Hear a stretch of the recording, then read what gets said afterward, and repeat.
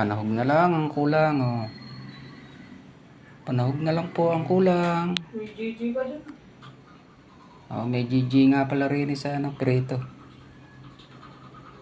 Yan.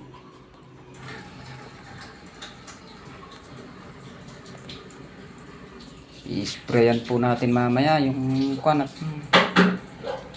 Sa linggo nang dina-spray ka dala ng pag-ulan.